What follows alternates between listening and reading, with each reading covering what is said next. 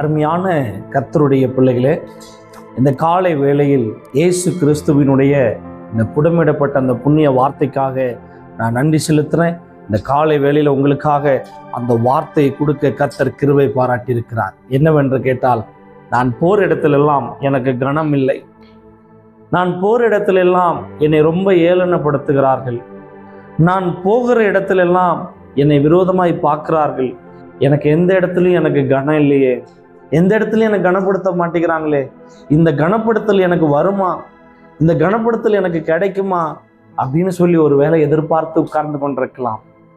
தெய்வம் இந்த காலை வேளையில கர்த்தர் உங்களை கனப்படுத்துகிறாராம். எப்படி கனப்படுத்துகிறார் தெரியுமா? சங்கீதத்தின் புஸ்தகம் 91 அதிகாரம் 15வது வசனத்தை வாசித்து பார்க்கும் பொழுது அந்த வேத வசனம் உங்களுக்குத்தான், உங்கள் குடும்பத்திற்குத்தான், உங்க பிள்ளைகளுக்குத்தான் தெளிவாய் சொல்லுகிறது. வாசித்து பாருங்க. அவன் என்னை நோக்கி கூப்பிடுவான், நான் அவனுக்கு மறு உத்தரவு அருளி செய்வேன், ஆபத்தில் நானே அவனோடு இருந்து அவனை தப்புவித்து அவனை கனப்படுத்துவேன் அப்படின்னு கர்த்தர் சொல்றார். அதாவது அவர் நம்மளை கனப்படுத்தணும்னா முதல்ல நம்ம அவரை நோக்கி பார்க்கணுமா.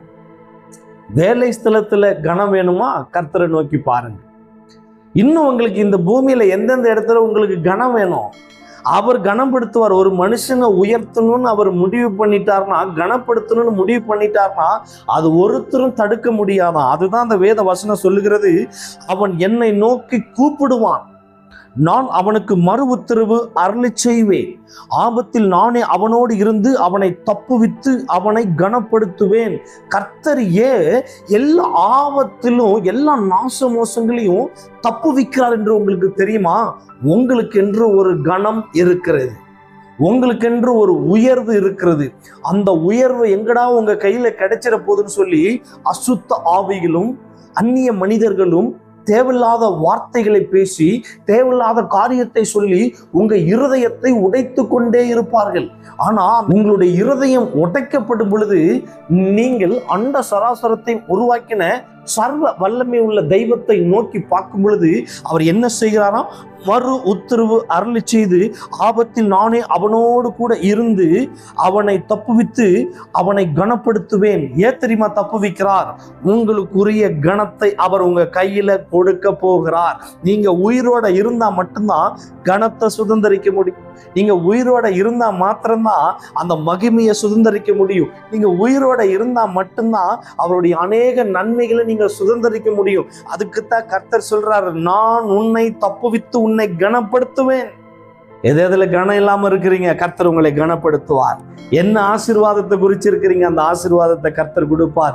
இந்த 2025 கர்த்தர் உங்களுக்கு சொல்லுகிறது ஒன்னே ஒண்ணுதான், நான் எல்லா ஆபத்துக்கும் உன்னை நான் விடுவிப்பேன், எல்லா பிரச்சனைகளுக்கும் உன்னை நான் விடுவிப்பேன், எந்த கண்ணிகளுக்கும் நீ சிக்குண்டு போகாதபடி எல்லா கண்ணிகளிலிருந்து உன்னை நான் விடுவிப்பேன். நீ எதற்கும் கவலைப்படாதே, எதற்கும் நீ அஞ்ச வேண்டாம், எதற்கும் நீ கலங்கி நிற்க வேண்டாம். வேதம் சொல்லுகிறது, பயப்படாதீர்கள், அவன் என்னை நோக்கி கூப்பிடுவான். எந்த ஆபத்து நேரிட்டாலும் கர்த்தரை நோக்கி கூப்பிடுங்கள். எந்த இடத்துல கனம் இல்லைன்னு பரவாயில்ல, கர்த்தரை நோக்கி கூப்பிடுங்க.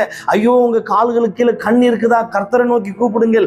அவரை நோக்கி கூப்பிடும் பொழுது வேதம் தெளிவாய் சொல்லுகிறது, வேடனுடைய கண்ணிக்கு தப்பின குருவியை போல உங்க ஆத்மா தப்பும். எதுக்கு தெரியுமா தப்புது? அவருடைய கனத்தை நீங்கள் சுதந்திரிக்க வேண்டும், அவருடைய மகிமையை நீங்கள் சுதந்திரிக்க வேண்டும், அவர் உங்களுக்கென்று ஆயத்தம் பண்ணி வைத்திருக்கிற ஆசீர்வாதத்தை நீங்கள் சுதந்திரிக்க வேண்டும். அதற்காகத்தான் உங்க கால்களுக்கு இருக்கிற கண்ணியை கர்த்தர் தெறிக்க பண்ணுகிறார். அல்லேலூயா. என்ன அழகா வேத வசனம் சொல்லுகிறது பாருங்க. நீங்க கூப்பிட்டீங்கன்னா மறு உத்தரவு உடனே உங்களுக்கு உத்தரவு கொடுக்குறாராம். அந்த உத்தரவை கொடுத்து என்ன ஆபத்து உங்க கால்களுக்கு கீழே இருக்குதோ அந்த ஆபத்தை மாத்தி உடனே கர்த்தர் உங்களை என்ன செய்யறாராம்? கனப்படுத்துறாராம். கர்த்தருடைய கனம் இந்த காலை வேளையில உங்களுக்கும் உங்க பிள்ளைகளுக்கும் உங்க குடும்பத்திற்கும் இறங்கி வரும். நீங்கள் ஆசீர்வதிக்கப்பட்டவர்களாய் இந்த தேசத்திலே நீங்கள் வாழுவீர்கள். அதற்கு தெய்வமும் வேதமும் பொறுப்பு. அல்லேலூயா. அப்படியே கர்த்தர் உங்களை கனப்படுத்த போகிறார். இந்த வேத வசனத்தை நீங்கள் சுதந்திரித்துக் கொள்ளுங்கள். இந்த வேத வசனமே உங்களுக்கு உயர்வையும் கனத்தையும் கொண்டு வரும், மகிமையை கொண்டு வரும், மாற்றத்தை கொண்டு வரும், விடுதலை கொண்டு வரும்.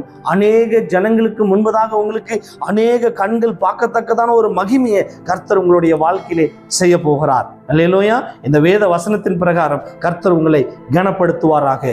அன்பின் பரிசுத்த பிதாவே, உம்முடைய கிருபைக்காக தயவுக்காக நன்றி செலுத்துறேன். இந்த கேட்ட இந்த சத்தியத்தின் பிரகாரம் உம்முடைய பிள்ளைகளுக்கு ஒரு கனப்படுத்துவன்னு சொல்லியிருக்கிறீங்க. இந்த 2025 எங்கெல்லாம் ஆண்டவரே உம்முடைய பிள்ளைகள் இத்தனை வருட காலமாக நெருக்கப்பட்டாங்களோ எனக்கு தெரியாது. இந்த 2025 உங்களுடைய பிள்ளைகள் ஆண்டவரை கனத்தை பார்க்கும்படியாக நான் ஜெபிக்கிறேன். உம்மிடத்திலிருந்து வருகிற கணங்கள் உம்முடைய பிள்ளைகளை வாழ வைக்கட்டும் ஆண்டவரே.